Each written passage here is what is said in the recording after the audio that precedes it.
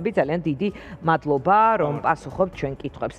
პირველ რიგში მინდა გკითხოთ, როგორც დავიწყე, მართალია 23 აგვისტოა ჯერ, კიდევ არის ზაფხულის რამდენიმე დღე, სექტემბრის დასაწყისიც პრინციპში დასვენების რაღაც ფაზაა, მაგრამ უკვე იკვეთება თუ არა, როგორი იქნება პოლიტიკური შემოდგომა.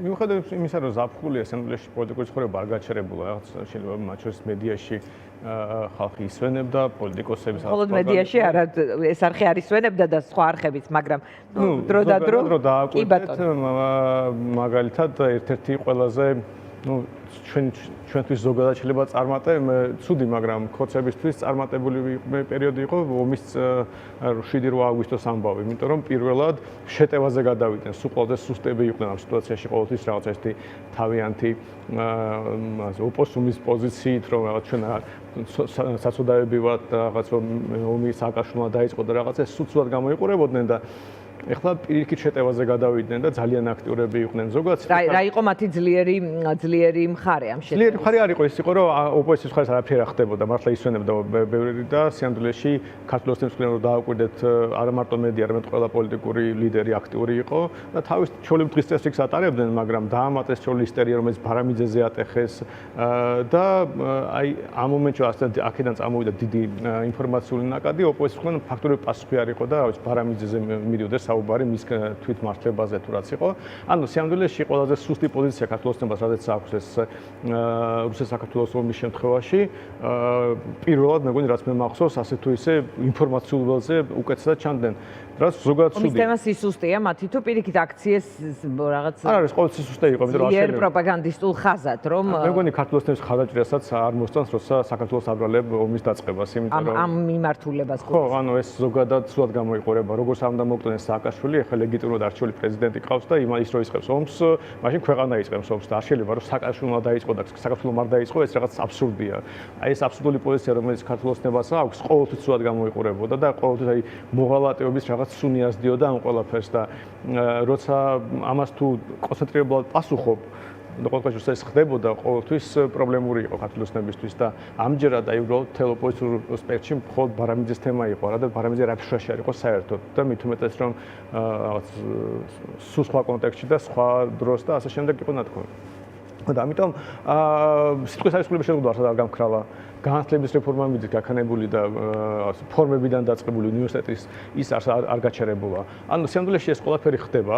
აფხაზეთის თემა აიწია ისევ და ზოგადად აგვისტო-სექტემბერში იცის ბუნებრივად აქტუალური ხდება, მაგრამ ახლა განსაკუთრებით გააქტიურა ეს თემა საწვავის მიწოდება. კი, და ჩვენ დავინახეთ, რომ ახლა გასაგებია ჩვენ ზოგადად რომ აფხაზებს ჰუმანიტარულად დავეხმაროთ, ამას ცუდი არის, მაგრამ ფაქტად ვიცით, რომ თუ გალის მოსახლეობა გადმოდის ზუგდიდში რომ ბენზინი იყიდოს, ესე იგი მათ ბენზინი არ დაემატა და უბრალოდ სასაცილოდ არის წარმოვიდგინოთ, რომ რუსების ჯარს ან თქვათ აფხაზეთის მთავრობის რაღაც წევრებს რაღაც ბენზინი არ ყოფნით და ქართველებს აქვთ ბენზინი გალში და იმათ არ წაართმევენ. ანუ თუ ჩვენ ვიცით როგორი რეალობაა ჩვენ ოკუპირებულ ანუ თქვენ ამბობთ, რომ პრობლემა არ იყო ამ პრობლემა ნამდვილად იქნებოდა ხალხი თუ საწვავის მიწოდებაში. პრობლემა ზოგადად აფხაზეთში რო იქნებოდა საწვავთა გასაგებია და მიწოდება მას შეიძლება ყოფილიყო თუ ეს იქნებოდა ღიად გამჭვირვალე და რაც თავარია მტკიცებულება გვექნებოდა რომ ხალხს ეხმარებიან, მაგრამ ფაქტად ვიცით რომ ასე არ მოხდა და ანუ ირიბად გამოვიდა რომ რუსებს მივაწოდეთ ბენზინი. ანუ ამის ეს ფაქტად იცით? ნუ უბრალოდ ხონად არ გამოდის, იმიტომ რომ გალის რაიონში მაგალითად ბენზინი რო ყოფილიყო, ჩვენ რომ მიგვეწოდებოდი იმდენი რომ იქ ბენზინის პრობლემა არ ყოფილიყო, ხალხი არ გადმოვიდოდა 5 litrას არ წაიღებდა საზღვარზე. ანუ ფაქტად ასე გამოვიდა, რომ იმ ხალხს ვისაც გალს გაცდა, მოკლედ ეს. გალს გაცდა და მაგრამ ხელისუფლება ხომ არ ამბობს, რომ მხოლოდ თქვათ ეროვნულ რაღაც ეთნიკური ნიშნით ამბობს, რომ იქ ვინ ცხოვრობს, ყველა ჩვენი მოქალაქეა და დაეხმარდნენ მათ ამ კრიზისის დაძლევაში. ხო, მაგრამ უბრალოდ უნდა დავიჯეროთ ის, რომ მაგალითად რუსი ჯარისკაცი რომელიც იქ დგას რაღაც ბაზაზე, იმას ბენზინი არ აქვს, ან ნაკლებობა აქვს და ბაზაბორბლებზე წარმოგიდგენია თქვენო მე კობახიძის ბრიფინგს უსმინე და მას არის ეს ყველაფერი არასერიოზული იყო მათ შორის, იმიტომ რომ ბაზაზე ტანკებიც არის, ტანკების თუ არ არის, რა ქვია, მანქანების დადიან და ზოგადად ჯარისკაცების გადაადგილდებიან, ასე თუ ისე ნებისმიერ ხა ბაზაში ხო არ ზიან ავტომატებით ჩასაფრებულები.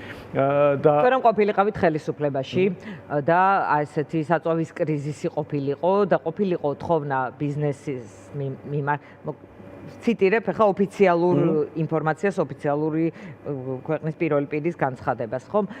პრემიერის ასე ვიტყვი.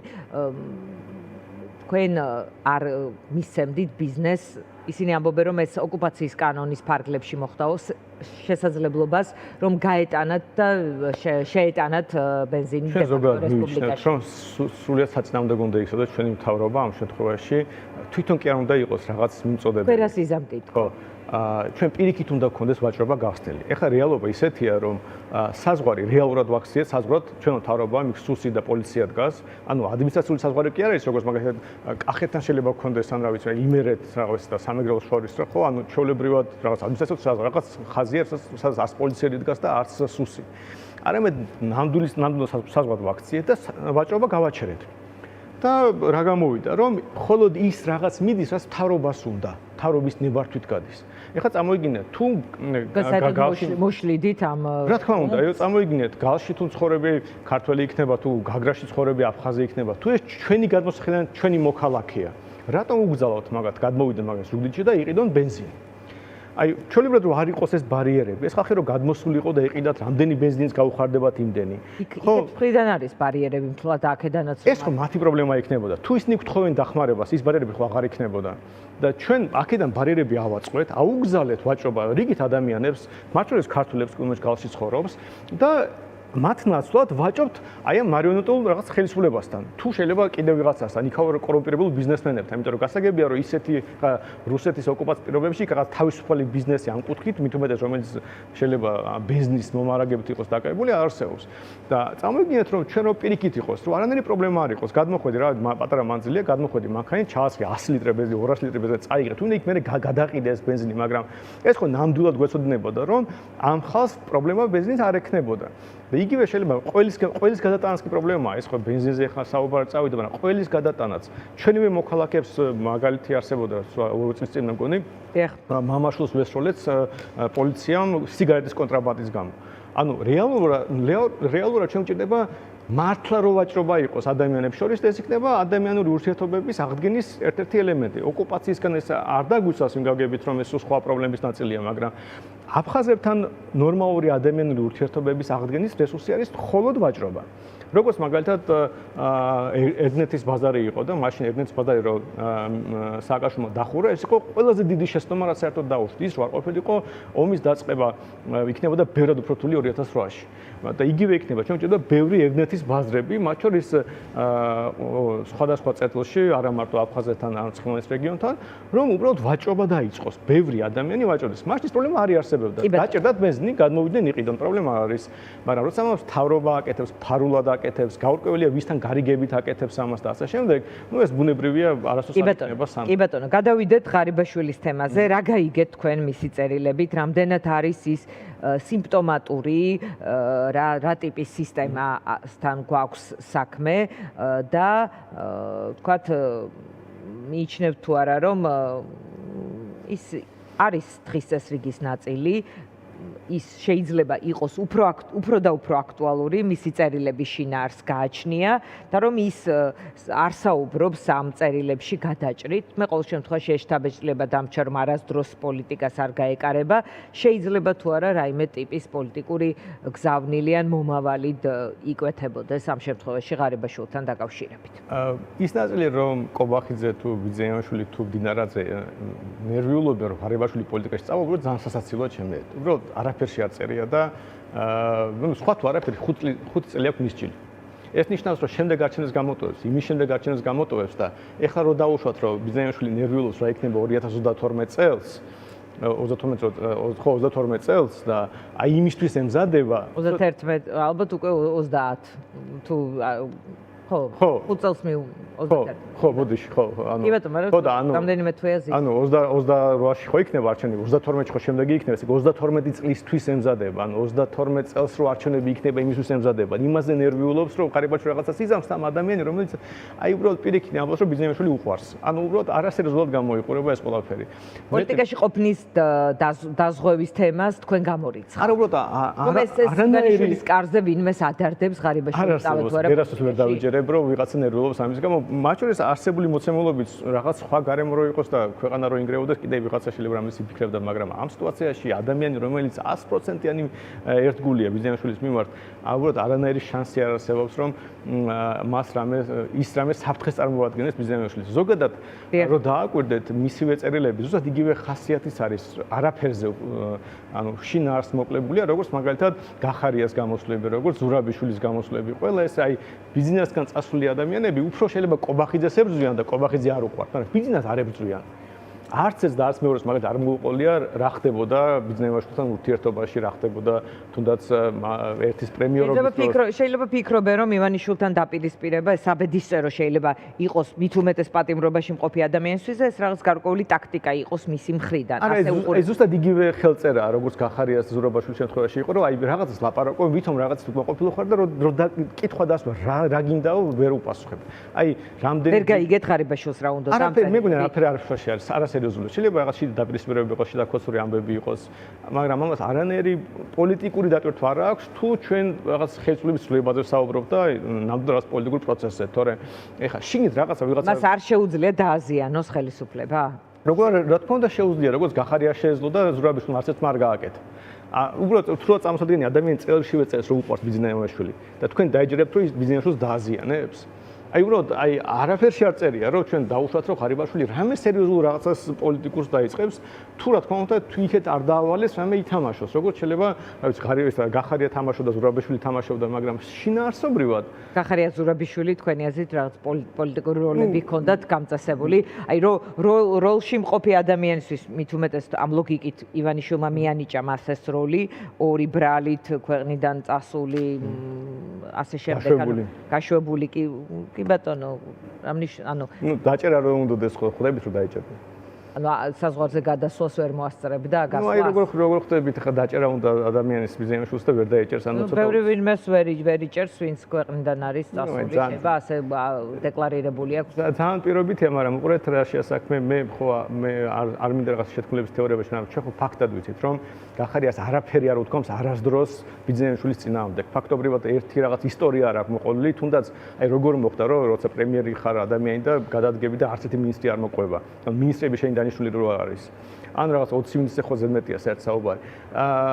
ზურაბიშვილმა რამდენი რაღაც გააკეთა, რამდენი პატიმარი შეიწყალა, მათ შორის პოლიტიკური შეთანხმებების დროს და რატომ ერთხელ არ მოყვა რეალური ისტორია როგორ ხდებოდა ეს. ფიქრობთ რომ ზურაბიშვილი ისე ახლოს იყო გადაწყვეტილების მიმღებ მაგიდასთან რომ შეეძლო რაიმე ისეთი სოდნო და ივანიშვილის შიდა სამზარეულოს შესახებ რომ მის მონაყოლს მინიმუმ დავალებას ხო ასრულებდა. ანუ მინიმუმ აი თუნდაც დაწყებულია უგულავას შეწყალები და შემდეგ. ანუ უგულავას და ასე შემდეგ შეწყალება ეს იყო ფართო შეთანხმება, პოლიტიკური შეთანხმების ნაწილი, რომელშიც ოცნებაც მონაწილეობდა და ზურაბიშვილს ჰქონდა ამ შეთანხმებაში როლი. მაგრამ ის როგორი როლი იყო? უბრალოდ ბრძანებას აძლევდნენ გააკეთეო, თუ აქტიური იყო, თუ ბრძანებას აძლევდნენ და რასაც ეუბნებიან იმას აკეთებდა, როგორ უნდა დავიჯეროთ, რომ ასეთი ადამიანი მე ოპოზიციონერი გახდა ღარიბაშვილის იყო. რომ დავწუროთ და მაყურებლისთვისაც გასაგები რომ იყოს. თქვენ ამბობთ, რომ ეხლა ამ სამივე ადამიანს მათ შორის შესაძლოა ღარიბაშვილის პატიმრობაშიც რაღაც კონკრეტული ოცნებისგან პერსონალურად ივანიშვილისგან დაწერილი პარტია აქვს. არა, მე არასდროს არ მიყვარს ესეთი რაღაც ვარაუდების აკეთება. მე უბრალოდ ვიცი, რომ არც ერთ ამ სამი ადამიანი არასდროს არაფერი არ გაუკეთებია ბიზნესშვილის წინააღმდეგ. გაუკეთებია მაგალითად კობახიძის წინააღმდეგ. კობახიძე გაუკრიტიკებია და ასე შემდეგ. და ეს უფრო გავს შიდა ქოცურ რაღაც დაპირისპირებას და მე ძალიან ხშირად ვწდებოდა განცდა, რომ აი რაღაც ბიზნესს ეუბნებიან, რომ ბატონო ბიძინა აგერ ირაკლი ცუდია და მე დამაბრუნეთ. ამას უფრო გავს ვიდრე ის, რომ ეხლა ბიზნესმენშვილს ებრძვიან. არიან. ყოველ შემთხვევაში აი მე ვერ დავიჯერებ, რომ ადამიანი იყოს პრემიერი ან პრეზიდენტი ქართული εθნობის პირობებში და არაფერი არ შეძლოს მოყვეს შიდა სამზარეულოზე რა ხდებოდა ქართულ პირველივე წერილში არ იყოლება ზოგადად. შეიძლება თუ არა მივიჩნიოთ, რომ რაღაც ტიპის დრამატურგია აირჩია თავისთვის. გახარიაძეც იგივე იყო, ეხა ახალი წასულია, ეხა რაღაც პოლიტიკაში მოვა, ეხა ასე არ იქნება მე იტყვის და რა ვიცი, საბოლოოში აი დრომ რა აჩვენა თქვენთვის, რა როლი ჰქონდათ ამ ხალხს? როლი სამომძროებელს გასაგები იყო, რომ მთელი ოპოზიცია საერთოდ გაანადგურა თავისი ქარტიებით, უაზრო გამოსვლებით, უაზრო იდეებით, საკოორდინაციო შტაბებით და შემდეგ რამე შერიგებების სხვადასხვა ხან გვარამიას აბრალებთ ოპოზიციის განადგურებას, ხან სალომეს გვარამიას მაგან შეიწყალა სხვადასხვა, მაგრამ ზოგადად ანუ როგორ გითხრათ, იცით რა ის ხო აი თქვენ რო ბიზნესმენი იყოს და შეგეძლოთ ოპოზიციის სპექტრის კონტროლი, ამაზე უარს იტყოდით? თქვენ რო შეგეძლოთ მაგალითად ოპოზიცია წაიყენოთ არასწორი მიმართულებით, მაგალითად რამე სულელური დოკუმენტის შექმნაც, ქარტია რო დაარქვეს და ხელი მოაწერინოთ, იქ ვიღაცა შეიძლება ბულინგის ხვეპლი იყოს, როგორც ნაცები ამბობენ, რომ ბულინგის ხვეპლი იყო და ამიტომ მოაწერეს ხელი და ვიღაცა იყოს ამის აქტივისტი იყოს, როგორც იგივე თქვენ ახლები და ამ შემდეგ, ანუ ჩვენ ამას ახლა ვინაიდან ზემოთ არ გახარ და არის ინფორმაცია ზუსტად ამას ვერ იტყვი, მაგრამ ფაქტად ხო ვიცით, რომ აი უბრალოდ ერთი სერიოზული შინაარსობიანი გამოსვლა არ გვაქვს სალომე ზურაბიშვილის ან რამე ნაბიჯი, რომელიც დააზიანებდა ქართულ ოცნებას. მათ შორის და პრეზიდენტი იყო, შეწყალების ინსტრუმენტი ჰქონდა, ვეტოს რადებდა კანონებს, ვეტოს 500-600 კანონს იღებდა პარლამენტი და ერთ-ორ ვეტოს იყენებდა წელიწადში. როგორ შეიძლება ბოლო პერიოდში რაღაც 10-ს გადასცდა როგორც მინიმუმ. ჯამში. ოღონდ კანონებს იღებდა ქართულ ოცნება 500-600 წელს წელიწადში. როგორ დავიჯერო რომ 500 ვეტო გინდოდათ გამოიყენებინათ, ანუ ხომხმებით რომ ეს ვეტოც რაღაც ფორმალური არ როგორ გეკადრება თითოეულ ვეტოს გახილვა ჭირდება, დაძლევა ჭირდება, მე 500 ვეტო კანონს დავა, 500 კანონს დავადო, პარლამენტი გაჩერდება. მინდა რომ ჩამოვწერო კი არა, აი რაღაცა რეზუმირება გავაკეთე. ანუ ზურაბიშვილის როლი იყო, ზურაბიშვილიც თქვენ ამბობთ რომ ივანიშვილის ხრიდან ქონდა მას კონკრეტული როლი და ეს იყო ოპოზიციის გზიდან აცნება. მოდი არ მინდა შეთქმულების თეორიაში, უბრალოდ ფაქტად ვიცით, რომ ზურაბიშვილმა დაუჭირა ოპოზიციას. რა როლი ჰქონდა? აი ზუსტად ქვეყანა წასასვლელად რომ დარჩენოდა საქმე? აი უყურეთ რა გააკეთა, ანუ რა რით დააზიანა ქართული ოცნება. მე ხო არ მინდა თქვენ და გადაიყვანოთ რომ მე შეთქმულების თეორიას გადავიდე და მოყო ის რაც მე არ ვიცი. მაგრამ მე რა ზუსტად ვიცი რომ მაგალითად გახარია ისეთი პოლიტიკოსი რომელიც სიჩუმით ინარჩუნებს რეიტინგს, ანუ რაც მეც ლაპარაკობს უარესი ხდებოდა. ამიტომ ქრება რომ არჩევნების წინ გამოჩნდეს და რაღაც რეიტინგი რომელიც ბიზნესმენმა შეუქმნა პრემიერობის დროს მიათრიოს არჩევნებამდე. ეს არის მთელი ტაქტიკა. მესამეჯერ აკეთებენ ახლა. მაგრამ არჩევნებზე რამე ვთქვათ პარლამენტში რომ შესულიყო პირველივე დღიდან და წამიდან, რაც სწორი გადაწყვეტილება იქნებოდა, ცხადია. როგორ ყველა პარტიისთვის. მუდმივად ამ ვთქვათ ეს ჩემი შეხედულება ამ პროცესისადმი იტყოდით რომ აი ამ როლისთვის, მაგრამ ის არ იყო ამ როლი, არ შეასრულა ეს როლი და ბოლოს რაღაც აი მიდევნებული ლამპარივით სადღაც მეორე 12-ეული ძლივს შევიდა პარლამენტში. შეიძლება ტყუილად ხარჯავთ დრო რაღაც გახარიას წარსულს ვარჩევთ, მაგრამ უბრალოდ ფაქტად აი წამოიდგინეთ, ხო შეიძლება ადამიანი ღარიბაშვილს ვარჩევდით სიმართლე რომ გითხრათ, პრემიერ-მინისტრი რო ხარ ადამიანი, პრემიერ-მინისტრი ბიზნესმენის პირობებში. რაღაც ჯერ შინაგან საქმეთა მინისტრი და ასე უამრავ თანამდებობას იკავებ. ოპოზიციაში გადახარ და გადადიხარ და გინდა ბიზნესმენი დააზიანო. ეს თუ გინდა რამეს არ მოყვებოდი ამ რამდენიმე წლის მანძილზე, ერთ რამე სერიოზულ ამბავს მაინც არ მოყვებოდი, ბოლოს და ბოლოს კაიტყოდი რომ გეშნია დაჭერის, მაგრამ რო გაიქეცი ქვეყნიდან, ამის შემდეგ რატომ არაფერს არ ლაპარაკობ? რა ზიხარ ჩუმად და არჩევნებს ელოდები რომ მიათრიო რამე რეიტინგი. ეს როგორ შეიძლება დაუშარო ადამიანი ბიზნესშვილს ებრძვის? მე შეიძლება ეს სისულელის შედეგი იყოს, შეიძლება ავიცი ლაშრობის შედეგი იყოს, შეიძლება რამე სხვა მიზეზი იყო, არ ვიცი. მაგრამ უყურეთ რა შესაქმე, არც გახარიას, არც ზურაბიშვილს ბიზნესშვილი არ დაუზიანებია არც ერთ ჯერზე. და განსაკუთრებით ეხლა ზურაბიშვილი ოპოზიციონერად მოიაზრებდა თავს, როცა პრეზიდენტი იყო, ინსტრუმენტები ჰქონდა ქოსების დაზიანების. თქვენ ისე ამბობთ, რომ ვეტოს დაძლევა გეუბნება ეს მარტივი, არ არის მარტივი. პარლამენტის პარალიზება შეეძლო. 10000 პატიმარი იყო, კაი მიშა არ შეიწყალა, მაგრამ 10000 პატიმარი რო ყავს ქვეყანაში, ყველა კარგად ზის ციხეში, არავინ არ შეიძლებოდა შეეწყალებინა. კი ბატონო, მინდა რომ ფაქტად ვიცით, რომ არაფერი არ გაუკეთებია და ეხლა თუ ამ ორეულს დაემატება კიდე ერთი ყოფილი ქართული ოცნების ლიდერი, რომელიც ასევე რაღაც გაურკვეველ წერილებს და სადაც არაფერი არ არის რეალურად ნათქვამი და უბრალოდ სალაპარაკო თემა, მით უკეთესი ქართულოსნებისთვის. ოცნება ეხლა კმაყოფილია ამ პერიოდში. მე გარკვეული ტესტი შეიძლება არა ზუსტი, მაგრამ ტესტი არის მათ შორის ხელისუფლებასთან დაკავშირებული მედია პლატფორმების ქარდები. ისინი არ იტაცებენ ღარიბაშვილის თემას.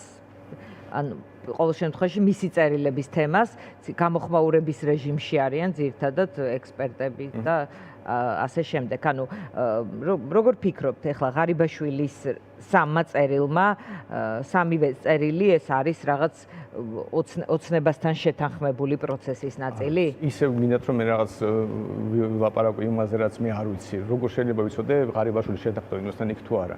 მე მარტო შემიძლია შევაფასო ქმედებები. ქმედებებს ჯერ არაფერი არ ეკვეთება. თუ დააზიანებს ივანიშვილს სიტყვით, რომ ეს მისი პერსონა სოლო პარტიაა, კი ბატონო, დავიჯერებ. თუ არ დააზიანებს და თუ მისი სამიზნე იქნება ყობახიძე მდინარაძე მხოლოდ, მაშინ იტყვით რომ ეს შესაძლოა იყოს შეთანხმება. ხო და ეს შეთანხმების ნაწილი რომ მიუყვეთ ამ ლოგიკას, რა შეიძლება იყოს ღარიბაშვილი იქცეს დღის წესრიგის თემა?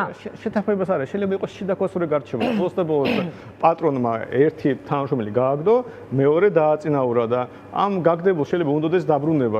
შეიძლება ბანალური იყოს, შეიძლება ადამიანური ამბავი იყოს, ძალაუფლება სურდეს და ასე შემდეგ, მაგრამ მთავარი ამბავი ის არის, ჩვენ ხო ზოგადად გვაინტერესებს ხელისუფლების ცვლილების საკითხთან, ამე კავშირშია თუ არა. ეხლა ბოლოს არ არის?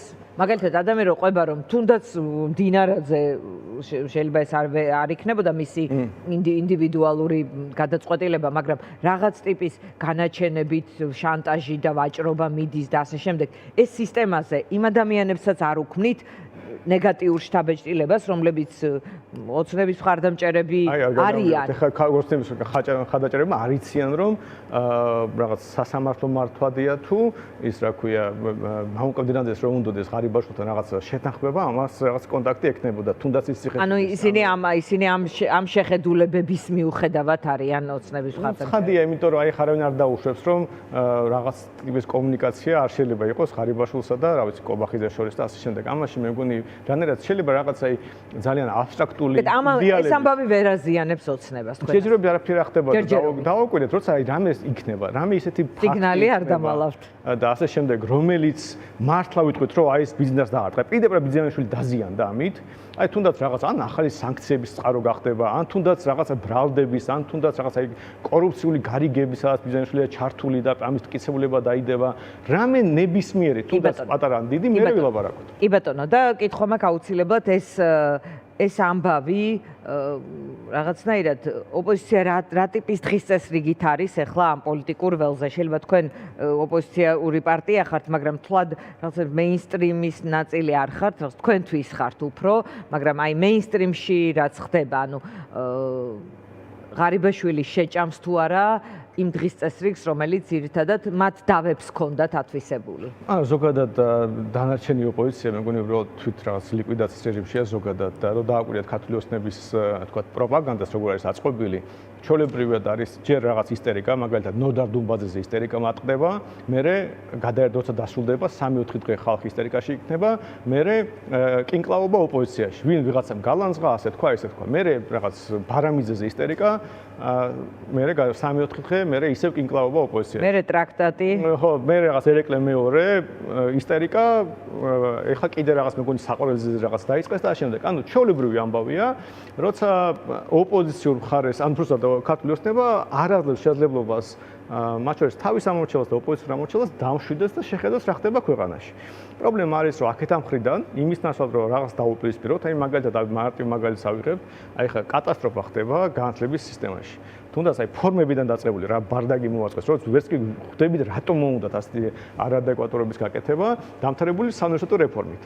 და ამის ნაცვლად განვიხილავთ მიქანიზმებს რაღაც. ჩვენ დღეს სხვათა შორის ასევე ვილაპარაკებთ ჩვენ ეთერში გამოცდების შედეგებმა რა აჩვენა განათლების სისტემას. აი წარმოიდგინეთ და ამ მომენტში თავარი თემა არის იყიდა თუ არა, რატომ იყიდა მიწა სოფელში მიქანიზმებს. რაც რა ვიცი იყიდა ძირი ამბავი მე. კი ბატონო, ყველაფერი რაც რეალური პრობლემისგან აცდენს ამომრჩეველს ან მოქალაქეს, მის מחვილ ან არ ვიცი თვალს, ეს არის ყველაფერი ხელისუფლების ინტერესში. რა ასე თქმა უყურებ? უნდა, ყოველთვის ასე არის და იმიტომ რომ ქართული ოცნების ყველაზე ერთგული ამორჩეველი თუ დამშვიდდება, დაწყნარდება, თავის ცხოვრებას გადახედავს, იქ დაინახავს უამრავ პრობლემას, რომლის წყარო ხელისუფლებაა.